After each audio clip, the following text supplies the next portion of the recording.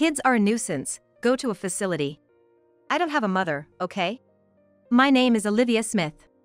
I'm still in the 5th grade, living with my dad and mom, the 3 of us. My dad is really kind, and on his days off, he takes me out to play.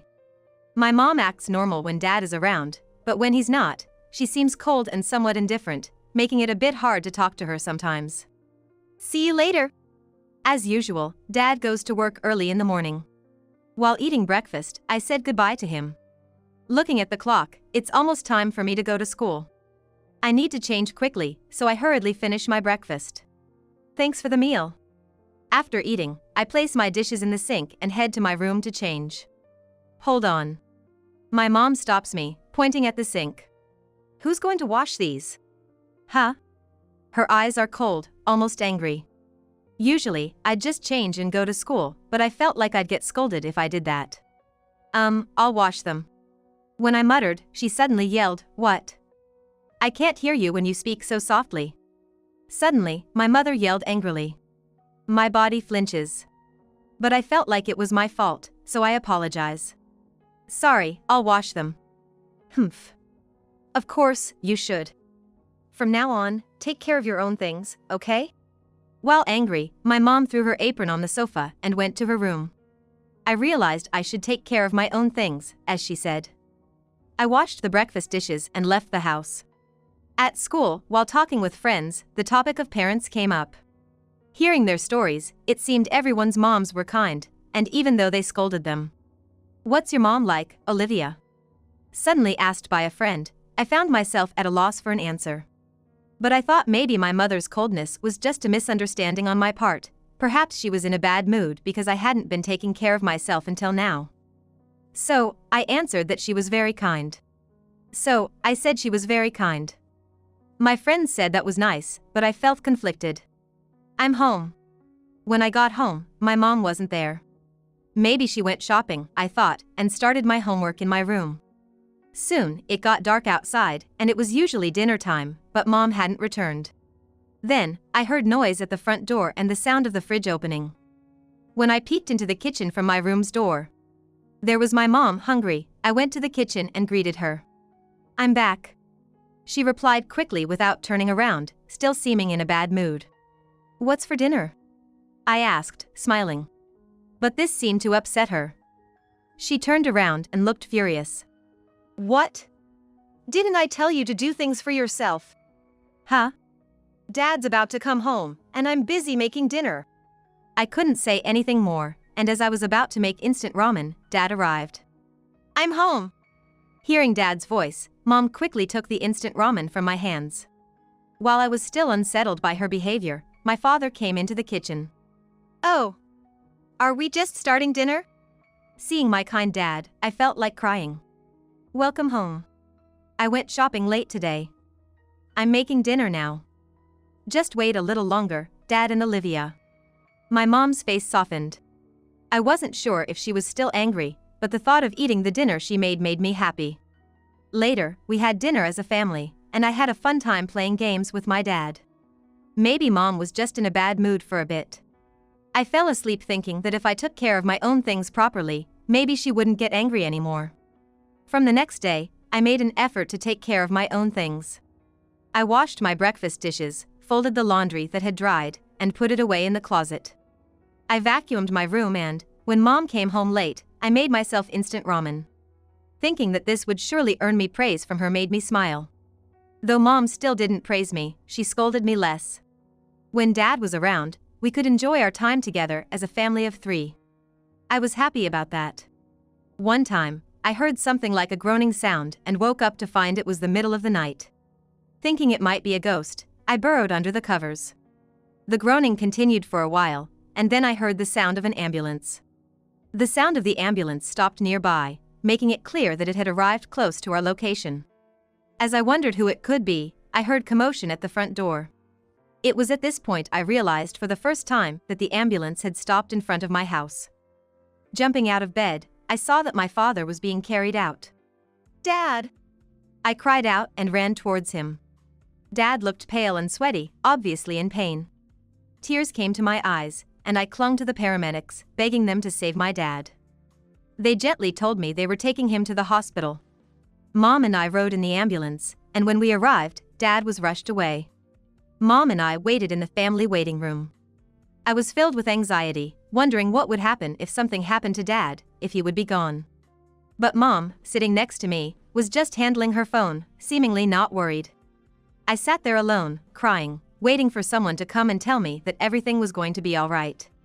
I'm not sure how much time passed, but after a while, the doctor came over to us.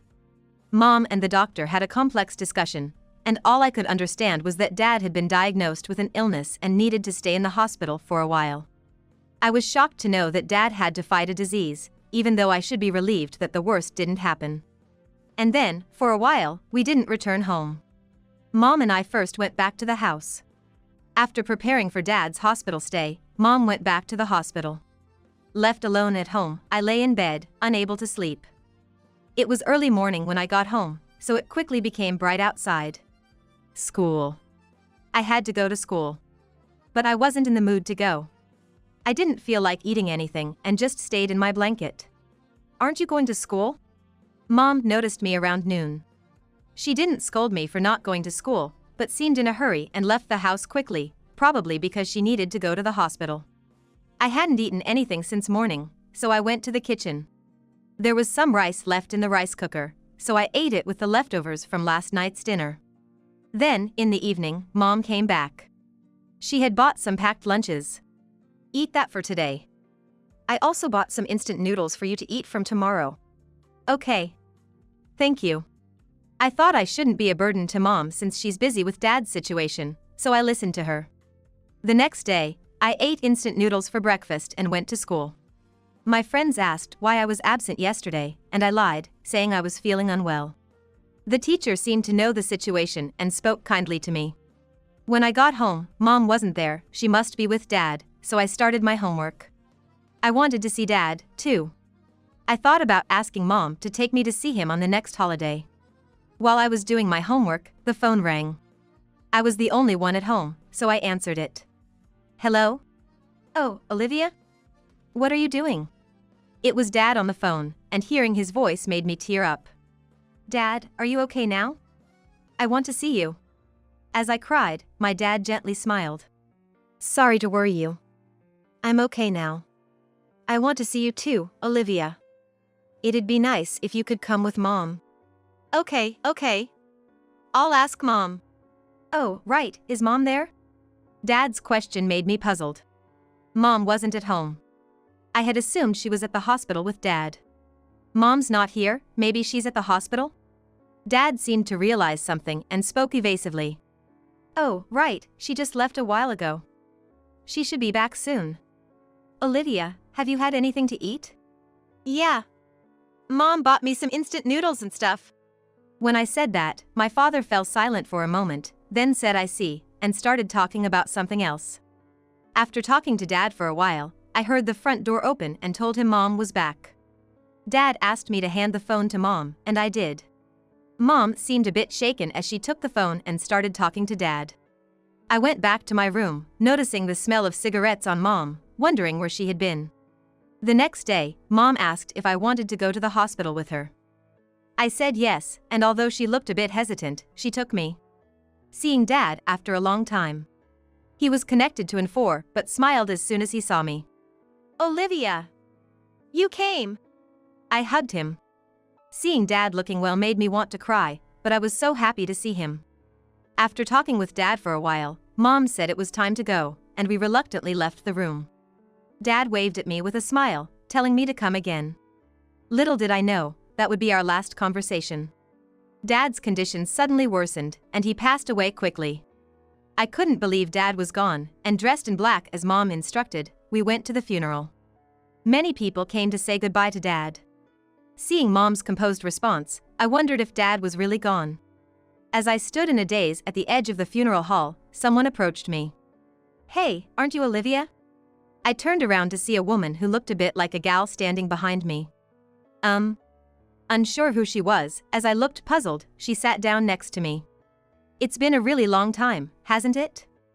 I'm your aunt, Olivia. I'm your dad's sister. When she said that, I noticed she did resemble my dad. I didn't have any memories of my aunt, but I remembered Dad talking about his sister. Aunt? Yes, Aunt. Don't I look like your dad? She laughed, and her face was indeed just like my dad's. Suddenly, she hugged me tightly. It's okay to cry now. You've been so strong, Olivia. I didn't realize I was crying, but my aunt's words made more tears come. It felt like the first time I truly understood that I wouldn't see my dad again. After my aunt comforted me for a while, I thanked her and went to get a drink. When I entered the room, Mom was there. Seeing my tear-streaked face, she said, "What? You cried? What an unsightly face." Her cold words hurt. "Aren't you sad, Mom?" I asked, unable to understand why she didn't seem to mourn. "What's the point of being sad? He's gone now." Her indifferent words made me shiver. Were all the times we laughed and had fun as a family of 3 just an illusion? Did Mom hate Dad? As I stood frozen, my aunt came over. "Oh, my sister-in-law, long time no see," my aunt said cheerfully, and Mom's expression changed. "Oh, long time no see. Hey, is there anything I can help with?" No, there's nothing." Well then, Olivia, let's go over there," my aunt said, leading me away. From the look on my mother's face, I could tell she was uncomfortable with my aunt. Afterward, I stayed with my aunt until my father's funeral was over. "Olivia, we're leaving now," my mother said, coming to get me after a while. My aunt had been holding my hand the whole time, but she let go as we prepared to leave. She looked a bit sad. "Olivia, see you later." "Yeah, see you," I replied, feeling reluctant to leave. As we stepped outside, an unfamiliar car pulled up. "Sorry for the wait." A man, seemingly an acquaintance of my mother, opened the car door. There was a stranger in the driver's seat, and I hesitated to get in reflexively. "Don't dawdle, get in." My mother spoke in a tone I had never heard before, and I reluctantly got into the car. The car drove in the opposite direction of our home, and I just watched the passing scenery outside. Feeling a bit scared, not knowing where we were going in the car. "We're here. Get out quickly," she said as we stopped in front of a large building in an unfamiliar area. "Mom, where is this?" I asked, but she just lit a cigarette and replied, "Kids are a nuisance, go to a facility." What? I couldn't comprehend what was happening as my mother and the unknown man drove away, leaving me behind. I tried to chase the car for a while but obviously couldn't catch up, and I gave up when I fell. Lost and unsure where to go, I returned to where I was left. Just then, a car pulled up beside me, and the window rolled down to reveal my aunt. "I can't believe this is happening. Olivia, get in." Relieved to see my aunt, I quickly got into her car. She patted my head, and I quietly cried, finally feeling the tension release. "How many times are you going to cry today, poor thing?" As I continued to ride in my aunt's car, we arrived at a house. It seemed to be my aunt's house. I went in as told, and a man's voice greeted us cheerfully, "Welcome back." I instinctively hid behind my aunt, who laughed and reassured me it was okay. When I hesitantly looked at the man, a young man stood there, smiling at me. "Sorry, did I startle you? I'm this lady's husband, your uncle." He extended his hand for a handshake. His kind face reassured me, and as I shook his hand, he smiled again. "You must be hungry, right? Dinner's ready. You gotta eat a lot to grow big. You're noisy, like a mother." I laughed along with their cheerful conversation. As my stomach grumbled, I felt embarrassed, and they both laughed heartily. We then enjoyed a delightful dinner together. After dinner, I was offered a bath, and they even had pajamas ready for me. Then, invited to the living room, I found they had prepared hot milk. Hot milk? Aren't you a bit old for that, Olivia? What? Elementary school kids love hot milk, right? Or not? I laughed at this conversation, feeling very comfortable. They laughed along with me. Then, they asked me to sit down with my hot milk to talk. "Hey Olivia, how about becoming our child?" I was about to drink my hot milk and choked on his words. "What? Oh, sorry. I shouldn't have said it so suddenly." My uncle patted my back as my aunt laughed. My aunt laughed heartily. "Become our child? Do you want to go back to a mother like that?" My aunt's words made me think hard. I didn't hate my mother. But thinking about what happened at home, my dad, and being left behind, I was honestly scared to go back to my mother. Actually, your dad had talked to me. What?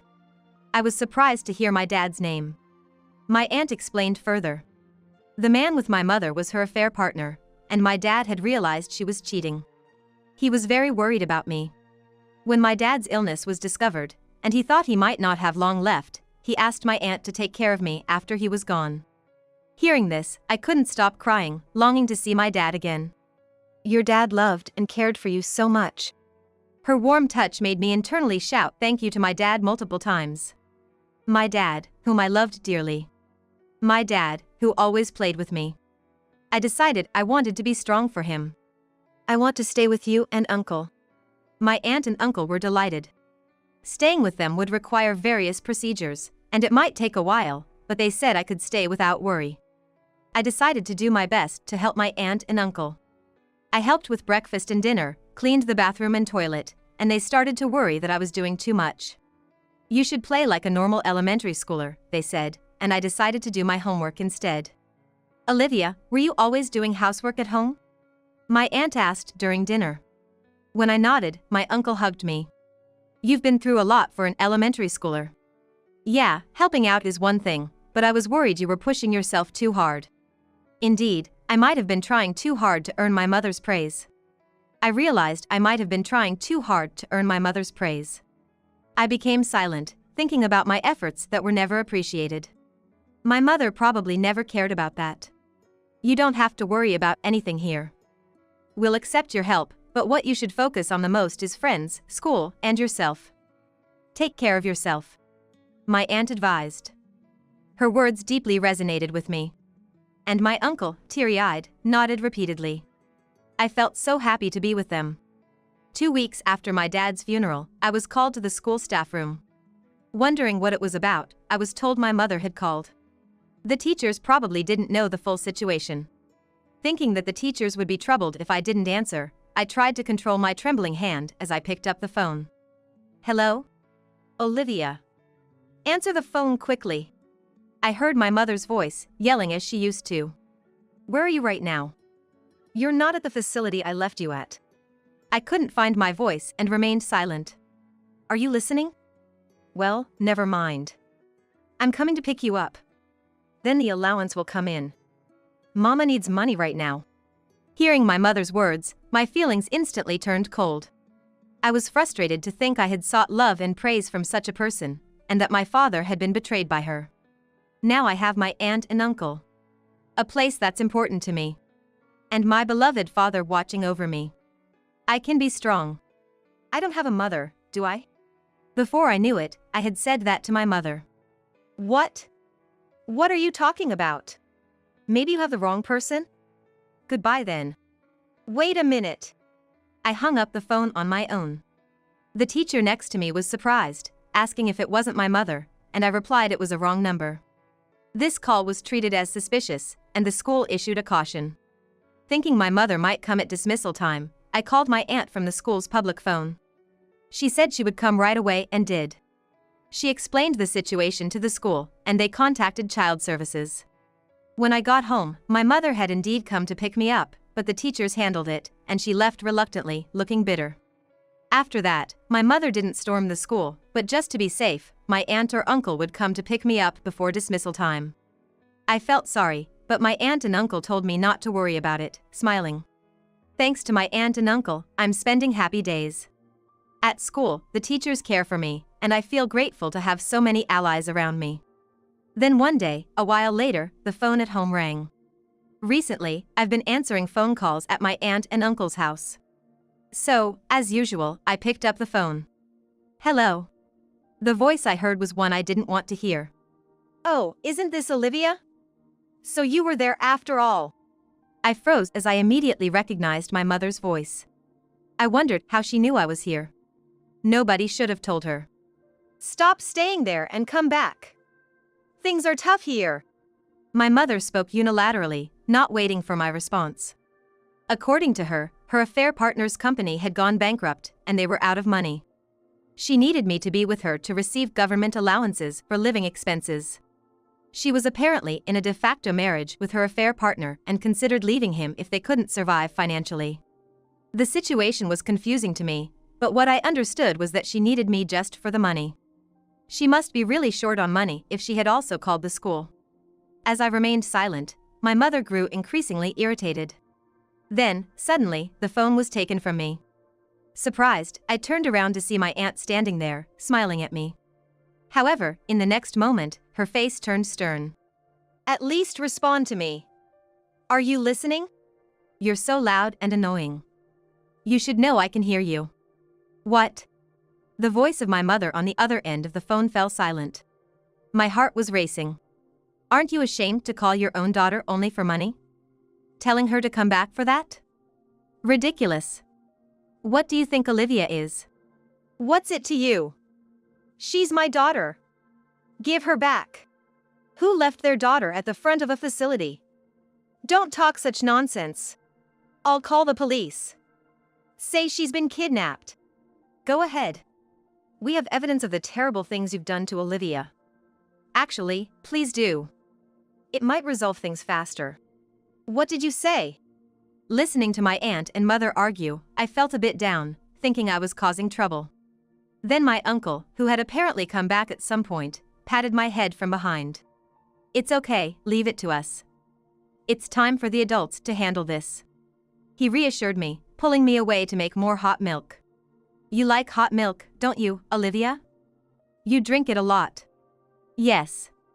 I thought it was delicious the first time I tried it. That's why I like it." Hearing this, my uncle smiled happily. After a while, my aunt came back to the living room. Noticing my worried look, my aunt ruffled my hair to reassure me. "What's with that face? There's no problem. She's no match for me." I smoothed my hair and thanked my aunt. Then helped with dinner preparation. Since coming to my aunt and uncle's house, I realized how enjoyable helping can be. A few days later, when the phone rang, it was my mother again. Even though my aunt and uncle said I didn't have to answer anymore, I wanted to be of some help to them. "It's Olivia, right? Mama really needs help. I'm in trouble. As I said before, I don't have a mother." "How heartless. I raised you, didn't I? Have you forgotten the fun days we spent together with your dad?" Hearing my dad's name made me feel both startled and annoyed. "I had a lot of fun when I had a dad. But the kind one was only my dad. You abandoned me." Surprisingly, I raised my voice. I felt a sense of relief as if my feelings had cleared. I argued back no matter what my mother said.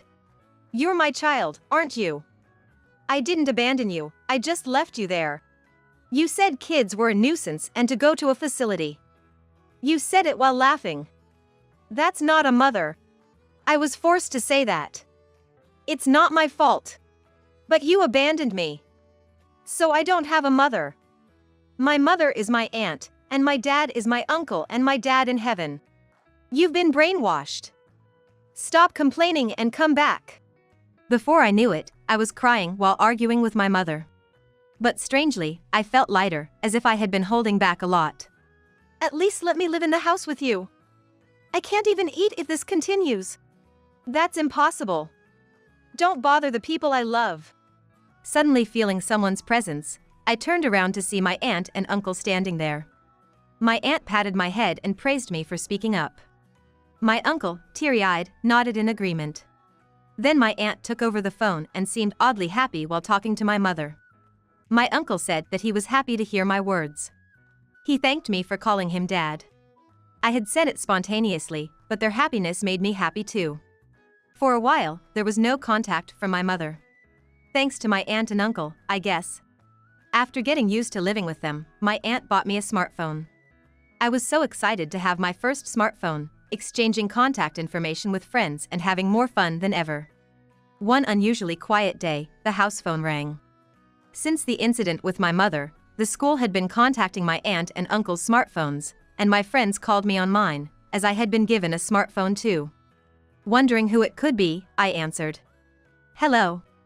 The person on the other end sounded very down, in contrast to my high spirits. "Hello, it's me." At first, I didn't recognize who it was, almost thinking it was a wrong number. I was about to hang up, as we're told not to talk to strangers, but then she said, "It's Mom. You've forgotten your mother's voice?" Oh, yeah. I realized it was indeed my mother. But her voice lacked its usual vigor, making it unrecognizable. "You're in 6th grade now, right?" Nobody's home right now." My mother then started crying. I didn't know what to do but couldn't bring myself to hang up. "Actually, I'm in the hospital. I've gotten sick." "What?" Hearing about her illness made me think of my dad. Now, remembering him doesn't make me sad. Instead, I feel energized by the good memories he left me. There's no one to take care of me. Can you take care of me? Besides, I can't afford the hospital bills. Can you ask your aunt to help? Say something. Why should I, a stranger, take care of you? What? I'm also refusing to pay for the hospital bills. I won't tell my aunt and uncle. You need to stop this nonsense. Don't get cocky. She sounds too energetic for a sick person. Hearing about my mother's illness didn't unsettle me like when my father was ill. My feelings for my mother have truly cooled. I'm no longer afraid of her. I don't even want to complain. I just feel sorry for her. I despise my mother, thinking that I never want to become like her, even when I grow up. I was surprised at how coldly I responded, wondering if I could really say such cold things. I got a smartphone. And we barely use the home phone anymore, so it might be disconnected soon. So, this is really goodbye. As I said this, my mother started to panic. Don't say that. Please? Then, give me your smartphone number. I can't. There's really no one to take care of me. No one to support me financially. Then, I'll contact someone who might take care of you. My words seemed to give her some hope, as her voice brightened a bit. Hearing her hopeful tone made me sigh. I asked for the name of the hospital and hung up. Immediately, I called my aunt and told her about the conversation. When I told my aunt about the conversation, she was concerned for me, but she praised me for handling it well and being able to respond on my own. And when I made a request, my aunt agreed and immediately contacted someone for me. It was the person I suggested to my mother as a potential caretaker. A few days later, I noticed the home phone ringing continuously. I suspected it was my mother and chose not to answer. The ringing continued until night, even after my aunt and uncle came home. When I told them about the incessant ringing, my aunt sighed and answered the phone. As expected, it turned out to be my mother on the phone, and my aunt was engaged in a heated discussion with her. It seemed like my mother was persistently asking to speak with me. My aunt was refusing her request. Over the phone, I could hear my mother's voice panicking about her brother coming, wondering why I had contacted him. The person I asked my aunt to contact was my mother's brother. I remembered hearing that my mother always had trouble dealing with her brother. He's a very stubborn man, passionate about duty and human kindness, making my mother's affair unacceptable to him. After hearing from my aunt, he was furious and said he would pick her up immediately. Their reunion after many years turned out to be terrible. And it seemed my mother's anger was now directed towards us. My aunt was handling the call, but unusually, my uncle told her to let him take over. My uncle is a very gentle person, so I wondered if he could handle my mother. But as soon as he took the phone, his expression was fierce. Oh, when he gets angry, he's scarier than me. My aunt whispered to me. Enough. If you want to talk so badly, I'll come there. I'll make you apologize to Olivia right in front of her. Sick or not, you better be prepared. My uncle roared, and my mother gasped and hung up. Oh, she hung up. After the call, my uncle was back to his usual, smiling self. It seems true that the kindest people can be the scariest when angry. Later, I heard my mother was taken to her brother's house. It turned out that my mother's illness was minor and she was able to be discharged from the hospital soon. She was forced to live and work on her brother's farm, helping with farm work while living there. She had expected a lavish life with her affair partner, but instead, she reluctantly worked on the farm, squeezed by her brother. She couldn't shop for brand items anymore and wore old clothes given by villagers. As for me, the legal process was completed, and I became the child of my aunt and uncle. They threw a celebration party for me, and I laughed more than ever. And to my delight, I found out I would have a younger brother or sister next year. I was incredibly happy and excited. I'm determined to cherish my family. From the bottom of my heart, that's what I truly believe.